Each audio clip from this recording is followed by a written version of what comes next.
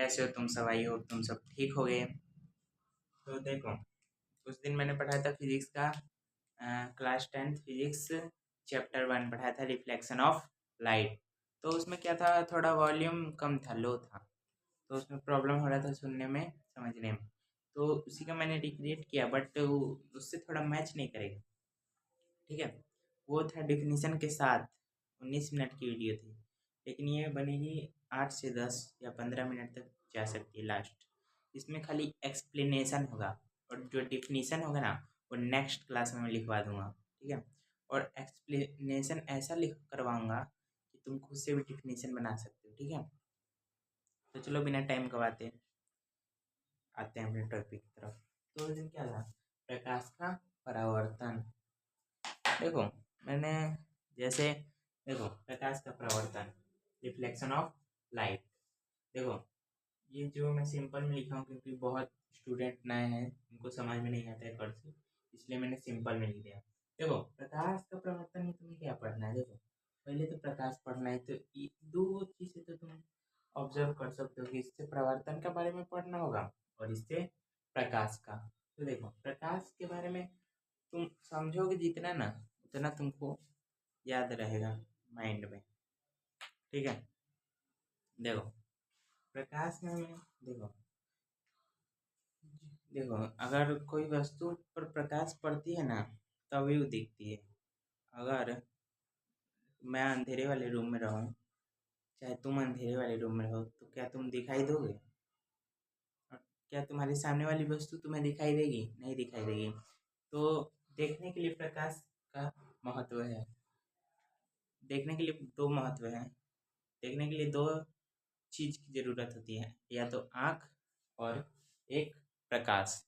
अगर आँख हुई, अगर प्रकाश नहीं हुई तो भी हम नहीं देख पाएंगे। अगर प्रकाश हुआ लेकिन आँख ही नहीं हुआ, देखो तुम अंधा आदमी के सामने कितना तेज लाइट जला देगा तो उसको पता चलेगा कि अंधेरा है कि उजाला है। तो वही है, इजी कॉन्सेप्ट में। देखो, प्रकाश में एग्जाम में तुमसे ऑब्जेक्टिव में पूछ सकता है, कुछ टॉपिक से ज़्यादा पूछेगा नहीं, पूछेगा 5 से 7 नंबर तक। ठीक है, कभी कभी नहीं पूछता है, कभी कभी पूछ लेता है। ठीक है? देखो, प्रकाश जो है ना, वो देखो, इसमें से दो क्वेश्चन प्रकाश से मैं बना देता हूँ। ठीक है, दो क्वेश्चन माइंड में वाला है, इसको याद करके रखना। ठीक है, देखो पहला तो तुमसे पूछेगा प्रकाश क्या है। प्रकाश क्या है? What is light? पूछेगा व्हाट इज लाइट, प्रकाश क्या है। मैं इंग्लिश में भी लिख देता हूँ, what is light. Any doubt? No, what is light? प्रकाश एक ऊर्जा है। क्या? प्रकाश क्या है? ऊर्जा है। प्रकाश एक प्रकार की ऊर्जा है, एनर्जी। Energy, energy. प्रकाश एक प्रकार की ऊर्जा है। ठीक है, तो ये पूछेगा तुमसे, ऐसे पूछ देगा प्रकाश क्या है, और 3 4 ऑप्शन दे देगा, ऊर्जा है, ऊष्मा है, और बहुत सारा ऑप्शन देगा। जहाँ तुमको ऊर्जा दिखे ना, और ये ऊर्जा तो हम देखे थे, तो ये आँख बंद करना। ठीक है, ये ले मार दिया, 1 नंबर कन्फर्म। ठीक है, कोई काट नहीं सकता तुम्हारा 1 नंबर। ठीक, अगर ये क्वेश्चन आया तो। और क्वेश्चन पूछता है, रुक जाओ बता देता हूँ। और क्वेश्चन पूछता है,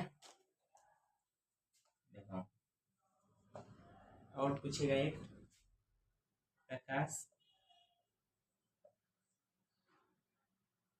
सॉरी ऐसे नहीं पूछेगा, ऐसे पूछेगा निर्वात में,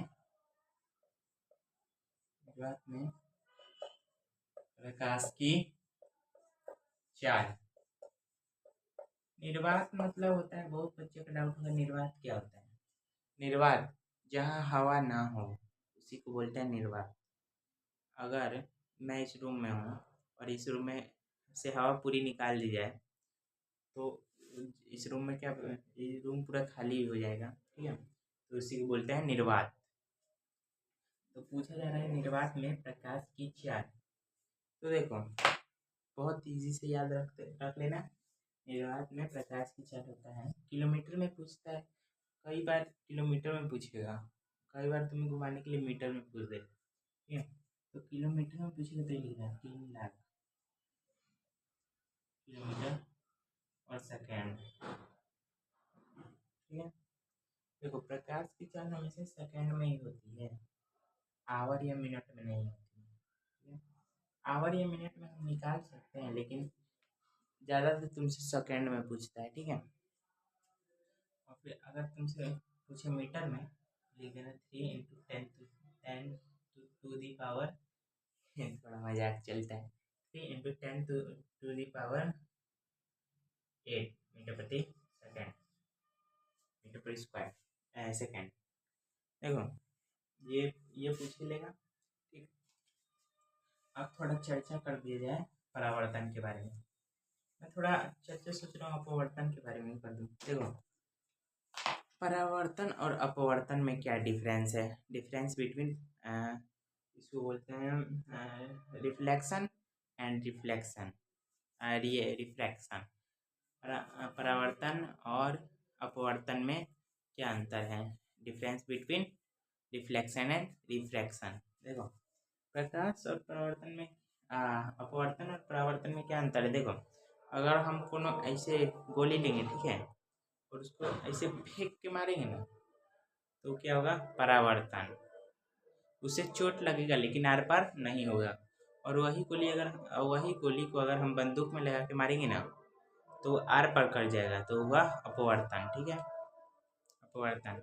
और एक एग्जाम्पल और, तुम कभी ढेला लिए हो और पानी में ऐसे मारे हो, पानी में, देखो पानी में मारते हो तो वो ऐसे ऐसे करके जाता है, ऐसे ऐसे करके जाएगा और चला जाएगा, ठीक है। और कभी कभी तुम फेंकते हो ना पानी में, तो एकदम नीचे चला जाता है, और जो नीचे चला जाता है ना, यानी हिल जाता है, उसी को कहते हैं अपवर्तन। और जो ऐसे छुलुक छुलुक के जाता है ना, उसको बोलते हैं परावर्तन। एक एग्जाम्पल और दे सकता हूँ। देखो तो तुम सीधा चल रहे हो, ठीक है, सीधा चल रहे हो और तुम्हारे सामने तो देखो ये कुछ नहीं है, और तुम इसको हिल गए, मतलब आर पार हो गए, तो ये हो गया अपवर्तन। और तुम इसमें जाके टकरा गए, देखो जा रहे हैं टकरा जाएंगे, ठीक है, तो होगा परावर्तन। इजी था, नो डाउट। डाउट होगा तो कमेंट में करना। अगर वीडियो पसंद आए तो एक लाइक ज़रूर करना, ठीक है। सपोर्ट करो, छोटा क्रिएटर हूँ तो क्या हुआ, सपोर्ट बहुत ज़रूरी है, ठीक है। तो मिलते हैं नेक्स्ट क्लास में। ये बेसिक था, बोलना नहीं कि भैया डिफिनीशन उफिनीशन तो कुछ बताए नहीं किए, तो नेक्स्ट क्लास में सब क्लियर कर देंगे, ठीक है। तो मिलते हैं अगले वीडियो में, बाय।